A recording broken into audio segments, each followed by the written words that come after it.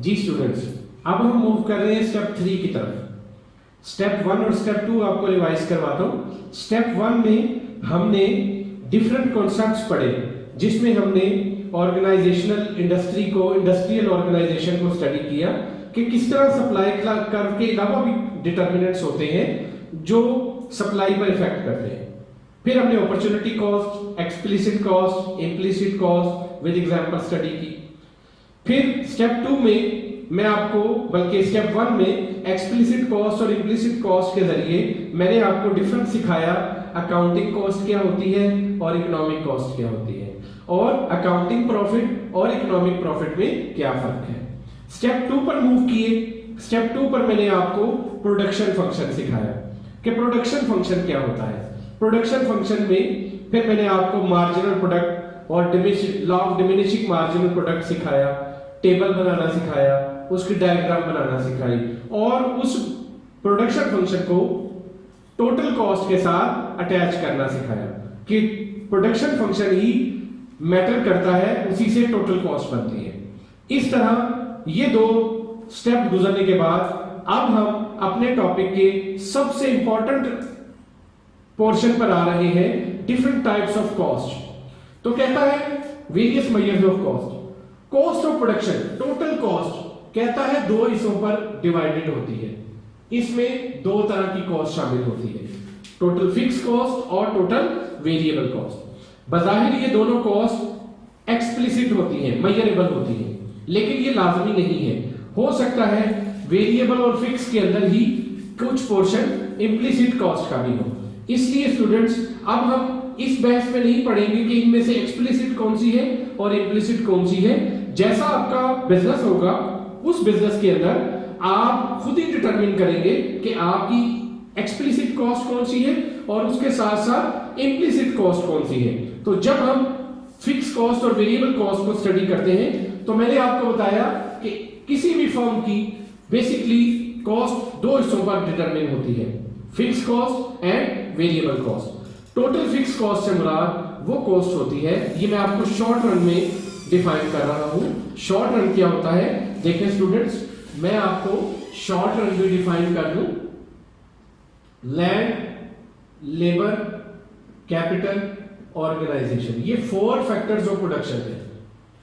Short run time period से मुराद economics में, आम जिंदगी में शॉर्ट रन टाइम पीरियड से मुराद वो टाइम पीरियड जो 1 साल से कम का अरसा हो, उसे शॉर्ट रन बोलते हैं। लेकिन यहां इकोनॉमिक्स में शॉर्ट रन और लॉन्ग रन का कॉन्सेप्ट डिफरेंट है।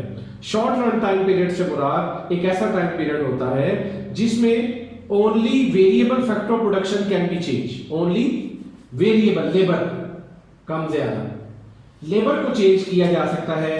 कैपिटल अगर आपका वेरिएबल फैक्टर है वो चेंज हो सकता है, लेकिन लैंड जो फिक्स्ड फैक्टर ऑफ प्रोडक्शन है वो उसके साइज, उसके वॉल्यूम में चेंज नहीं आता। जैसे ही आप इसके साइज और वॉल्यूम में चेंज करते हैं, ऑल वेरिएबल फैक्टर प्रोडक्शन हो गए, यानी लैंड भी चेंज हो गई तो वो भी वेरिएबल हो गया। तो जैसे ही आपने अपने फिक्स्ड फैक्टर प्रोडक्शन को वेरिएबल में कन्वर्ट किया, आप शॉर्ट रन से निकल कर किस में आ गए, लॉन्ग रन में। इसके लिए चाहे आपको 1 दिन लगे, 1 साल लगे, 1 सदी लगे, जितना भी टाइम लगे, वो शॉर्ट रन टाइम पीरियड में है, जब तक आप अपने फिक्स फैक्टर प्रोडक्शन को चेंज नहीं करते। तो बच्चों, शॉर्ट रन में 2 तरह की कॉस्ट को ऐड करें तो कौन सी कॉस्ट बनती है, total cost. Number 1 is fix cost and number 2 is variable cost. Let's see what is the difference between fix cost and variable cost. Students, you can see fix cost that do not very. Very का मतलब होता है change, ये very है, very नहीं है, VARY। Very का मतलब होता है change. That do not very with the quantity of output. आपकी प्रोडक्शन बढ़े या ना बढ़े, फिक्स कॉस्ट पर कोई इंपैक्ट नहीं होता, वो आपको हर हाल में बियर करना पड़ती है। ऐसी कॉस्ट को फिक्स कॉस्ट बोलते हैं। For example rent of the building, आप प्रोडक्शन स्टार्ट करें या ना करें, आपको हर हाल में रेंट ऑफ द बिल्डिंग पे करना पड़ेगा। आजकल के हालात में देख लें, बहुत सारे बिजनेसेस बंद हैं, लेकिन आपको रेंट ऑफ द बिल्डिंग और जो फिक्स कॉस्ट अभी भी बियर करना पड़ रही है। आपके चाहे प्लांट बंद है तो ऐसी तमाम कॉस्ट आपकी कौन सी कॉस्ट कहलाएगी बेटो, फिक्स कॉस्ट कहलाएगी। तो वेरिएबल कौन सी होगी, वेरिएबल कॉस्ट ऐसी कॉस्ट होती है जो आउटपुट के साथ चेंज होती है।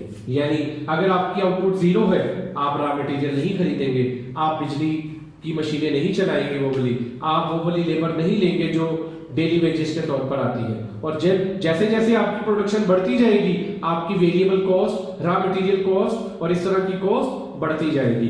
तो ऐसी कॉस्ट जिसका डायरेक्ट लिंक होता है आउटपुट के साथ, इसका fix cost does not have no doubt have a relation with output, but fixed cost का डायरेक्टली आउटपुट के बढ़ने और कम होने से फर्क नहीं होता, और वेरिएबल कॉस्ट जो है वो डायरेक्टली लिंक होती है आउटपुट के साथ। जैसे जैसे आउटपुट बढ़ती जाएगी, वेरिएबल कॉस्ट बढ़ती है।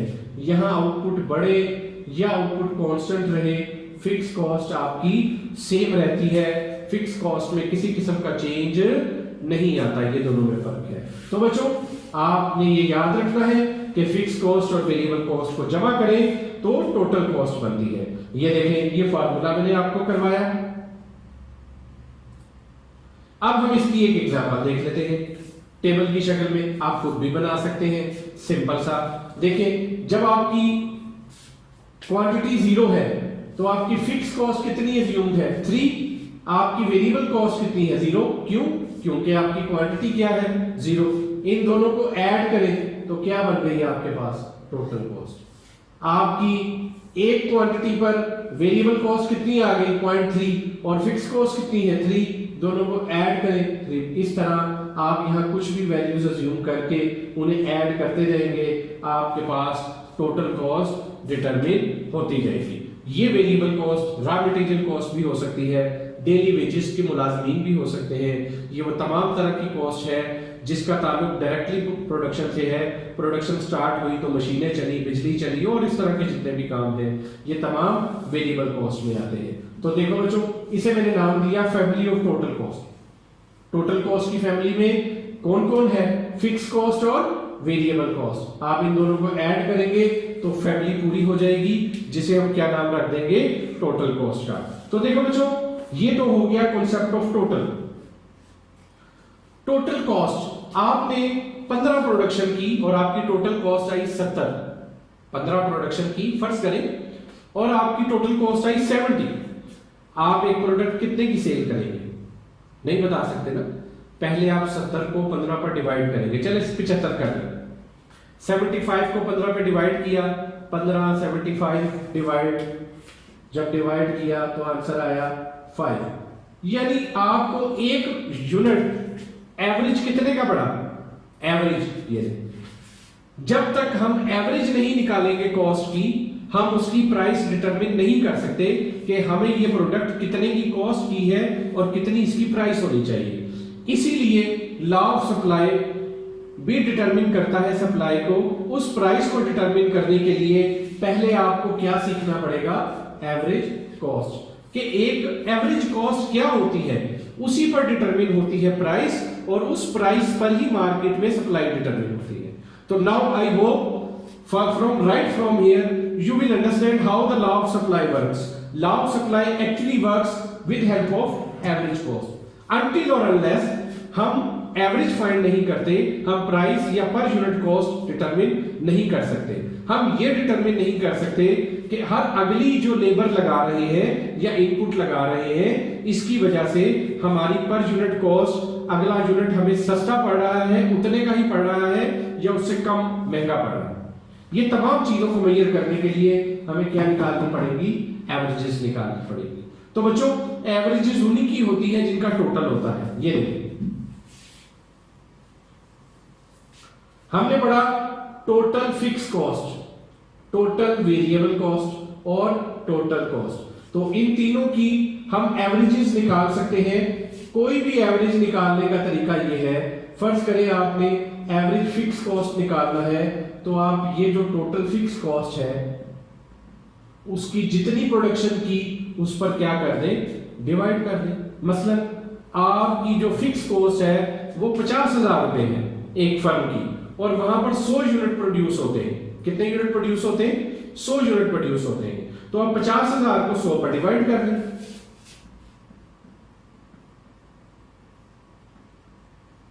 इसका मतलब है आपकी जो एवरेज फिक्स कॉस्ट है, एक यूनिट आपको फिक्स कॉस्ट 500 पढ़नी पड़नी, एक यूनिट आपको पर यूनिट इस हाल में 500 पढ़ना ही पड़ना है। इसी तरह एवरेज वेरिएबल कॉस्ट है, उसका फार्मूला क्या बनेगा, total variable cost divided by quantity. और टोटल कॉस्ट का फार्मूला क्या बनेगा एवरेज कॉस्ट के लिए, total cost divided by quantity. तो देखो बच्चों सेम फार्मूले हैं, जिसकी एवरेज निकालनी है उसके टोटल को क्वांटिटी पर डिवाइड कर दें। एवरेज इज ही प्राइस स्कोर पर यूनिट की, average price score per unit price score cost को मेजर करता है। लुक एट दिस, ये देखें हम यहां इनके फॉर्मूलाज जो मैंने लिखे वो मैंने आपको जरा क्लियर करके भी दिखा दिए।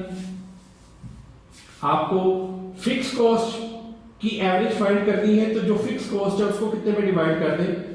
अगर आपको वेरिएबल कॉस्ट की एवरेज फाइंड करनी है तो वेरिएबल कॉस्ट को कितने में डिवाइड, आप इसको टीएफसी, टीवीसी और टीसी भी लिख सकते हैं। तो डियर स्टूडेंट्स सबसे ज्यादा इंपॉर्टेंट एवरेज कॉस्ट होती है। एवरेज कॉस्ट को एटीसी भी लिखते हैं और सिंपल एसी भी लिखते हैं। उसका फार्मूला क्या है, total cost divided by quantity. फर्ज करें आपने जो 100 यूनिट प्रोड्यूस किए, आपको फिक्स कॉस्ट और वेरिएबल कॉस्ट मिलाकर पड़ी 90,000 रुपए। तो इसका मतलब ये हुआ कि आपको एक यूनिट कितने का पड़ रहा है एवरेज 900 का। आप उसकी प्राइस क्या रखेंगे, 400 रखेंगे, 500 रखेंगे, 900 रखेंगे, 900 एंड अबव। तो देखें कॉस्ट एवरेज निकालेंगे तो प्राइस डिटरमिन होगी, उसके बगैर प्राइस डिटरमिन नहीं हो सकती। ये 3 एवरेजेस के बाद अब हम इसका चौथा और आखिरी कॉन्सेप्ट पढ़ेंगे। इसने तो बता दिया एक यूनिट कितने का पड़ रहा है 900 का, लेकिन हर आउटपुट की कॉस्ट सेम नहीं होती।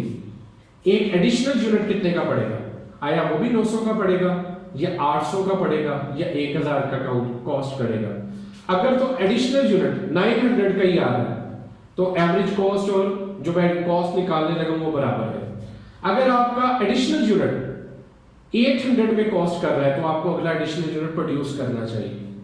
अगर आपका एडिशनल यूनिट 900 से ज्यादा कॉस्ट कर रहा है तो फिर आपको वो यूनिट प्रोड्यूस नहीं करना चाहिए। क्यों, हर अगला यूनिट आपकी कॉस्ट को कम करने की बजाय बढ़ा रहा है। या आपको प्राइस बढ़ानी पड़ेगी या आपके लिए फिजिबल ये है कि आप अपनी फर्म में इतनी ही प्रोडक्शन करें जहां आपकी मिनिमम कॉस्ट सेट तय आ गई, और उसी को एफिशिएंट स्केल पॉइंट बोलते हैं। कौन सा पॉइंट बोलते हैं बच्चों, एफिशिएंट स्केल पॉइंट। तो देखो बच्चों ये आ गई फैमिली ऑफ, पहले हमने फैमिली ऑफ टोटल पढ़ी, अब हम फैमिली किसकी पढ़ेंगे, एवरेजेस की। ये वहीं से निकलेगी जो हमने टोटल कॉस्ट निकाली थी। तो आप चाहें तो उसके आगे निकाल सकते हैं। उन्हीं को फर्ज करें ये वैल्यू है तो आप ये देखें, हम वापस जाएंगे, इसी को आप आगे लेकर चले तो यहां पर आप एवरेज कॉस्ट मैं फाइंड कर देता हूं आपको। एवरेज कॉस्ट का फार्मूला है total cost divided by quantity. ऐसे ही है बच्चों, total cost 3 divided by 0 undefined, 3.30 divided by 1 3.30, 3.80 divided by 2 answer आ जाएगा, 4.50 डिवाइडेड बाय 2 3। तो बच्चों इसी तरह आप इस की जो फिक्स कॉस्ट है उसे क्वांटिटी पर डिवाइड करें, एवरेज फिक्स कॉस्ट आ जाएगी। आप वेरिएबल कॉस्ट को क्वांटिटी पर डिवाइड करते जाए तो क्या आ जाएगा, एवरेज वेरिएबल कॉस्ट। तो यही 3 कॉलम मैंने आपकी आसानी के लिए यहां अलग से इन फार्मूलों की मदद से, उसी पुराने टेबल की मदद से ये कैलकुलेट किए। तो देखें बच्चों, आप अपनी एवरेज कॉस्ट देख लें जो मैंने कैलकुलेट की थी, वो ये लिखी हुई है, वेरिएबल भी लिखी हुई है। तो पिछला टेबल यूज करके आप इन वैल्यूज को कैलकुलेट कर सकते हैं। आप चाहे तो इसे उनके आगे ही बना दें, आप चाहे तो इनको अलग से शो करवा दें, ये आपके ऊपर डिपेंड है। आगे चलते हैं और नेक्स्ट बड़ा ही इंपॉर्टेंट कॉन्सेप्ट समझते हैं जो टोटल और मार्जिनल के अलावा है। पहले भी मैंने सिखाया था marginal cost. Cost of an additional unit, change in total cost due to producing an additional unit. एक मजीद यूनिट प्रोड्यूस करने पर आपकी क्या लागत आई, उसे हम मार्जिनल कॉस्ट का कॉन्सेप्ट बोलते हैं। देखिए बच्चों, फर्ज करें आपने 100 यूनिट बनाए और आपकी टोटल कॉस्ट थी 70,000। आपने 101 यूनिट बनाना हो तो आपकी टोटल कॉस्ट अगर 70,500 हो गई, तो एक मजीद यूनिट बनाने के लिए टोटल कॉस्ट में कितने का चेंज आया, 500 का। ये आपकी क्या कहलाएगी, मार्जिनल कॉस्ट कहलाएगी। How much does it cost to produce an additional unit of an output is known as marginal cost. तो देखिए, इसी मार्जिनल कॉस्ट को मैंने यहां फार्मूले की मदद से भी लिख दिया। Change in total cost due to change in quantity. एक यूनिट मजीद प्रोड्यूस करने के लिए कॉस्ट में कितना चेंज आता है, ये डेल्टा का मतलब होता है चेंज। तो टोटल कॉस्ट की नीचे वाली वैल्यू और ऊपर वाली वैल्यू को माइनस करें, आपके पास चेंज फाइंड हो जाएगा। वो भी मैंने करके दिया, ये लिखे। हम यहां पर मार्जिनल कॉस्ट मेजर करते हैं। 1 और 0 में कितने का चेंज आया, 1 का 3.30 और 3 में कितने का चेंज आया, 0.3 का। 2 और 1 में कितने का चेंज आया, 1 का। 3.80 और 3.30 में कितने का चेंज आया, 0.50 का। ये लिखा है। इसी तरह इन्हें माइनस करते जाएं और यहां भी माइनस करके डिवाइड। ये तमाम मैंने आपको आपकी आसानी के लिए मार्जिनल कॉस्ट भी फाइंड करना सिखा दिया।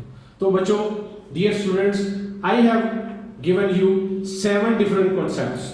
आई have explained you what is fixed cost, what is variable cost, and by adding these two we get total cost. Now come to the average. By dividing these three to these quantities, by dividing fixed cost to quantity we get average fixed cost. By dividing variable to quantity we get average variable cost, and by dividing total cost to quantity we get average cost. On the contrary of these averages, we have another concept, that is marginal cost. Marginal cost is a change in total cost due to 1 unit change in output. तो ये मैंने आपको तमाम table के साथ बनाना सिखाए, और अलग अलग टेबल पर इसलिए बनाना सिखाए कि आपको इंडिविजुअली ये सब चीजें बनानी आ जाए। आप चाहें तो एक ही टेबल बनाएं, उसमें पहले 3 टोटल ले लें, उससे आगे 3 एवरेजेस ले लें, और लास्ट वाले कॉलम में आप ये मार्जिनल कॉस्ट ले लें। एक असल चीज है, आपको वो फॉर्मेट करने का फार्मूला और बनाने का तरीका आना चाहिए। आप अलग अलग बना लें, इकट्ठी बना लें, उससे फर्क नहीं पड़ता स्टूडेंट्स। अब इन्हें बनाने के लिए ये देखें बच्चों, ये वो टेबल है, जो ग्राफ है, जो हमने उसी टेबल से बनाया जो हमने टोटल कॉस्ट की वैल्यू ली थी। तो देखो बच्चों, यहां मैंने क्वांटिटी ले ली और यहां मैंने टोटल कॉस्ट की वो वैल्यू शो कर दी जो मैंने अपने टेबल में ली थी। Look at this.